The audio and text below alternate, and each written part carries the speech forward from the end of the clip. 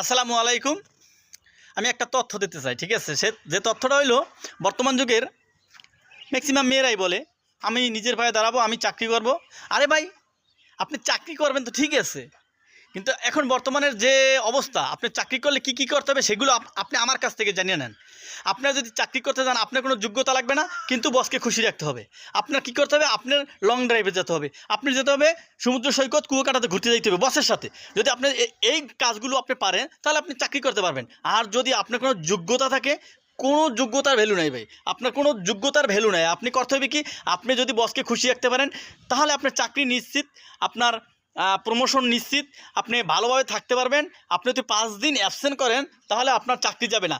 আর যদি আপনি বসকে খুশি না করতে পারেন, আপনি যেই কাজটাই করেন না কেন, আপনি যত সুন্দর কাজ করেন, ভালো কাজ করেন, তাহলে কি আপনার প্রতিটা কাজে কাজে ভুল ধরবে, ঠিক আছে? আর বলবে আপনি কি করেন, এইসব হচ্ছে না, আপনি অফিসে ঠিকমতো আসছেন না। হ্যাঁ, মানে বিভিন্ন রকমের আপনার প্রেশার, ঠিক আছে? আপনার বিভিন্ন রকমের প্রেশার পড়বে, কিন্তু বসকে খুশি রাখতে পারলে কিন্তু আপনার কিচ্ছু লাগবে না ভাইয়া। এটা কিন্তু মাথায় রাখতে হবে। যদি আপনি মনে করেন চাকরি করতে চান, তাহলে আপনার কিন্তু এগুলো মেনেই চলতে হবে।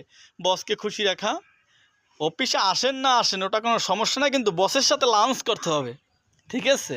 আবার মাঝে মাঝে ডিনার করে তারপরে বাসায় যাবেন, ওকে? তাহলেই আপনি চাকরি করতে পারবেন। সেটা হোক সরকারি, সেটা হোক কোম্পানির, সেটা হোক প্রাইভেট চাকরি ভাই। এটাই সত্যি, এটাই বাস্তব।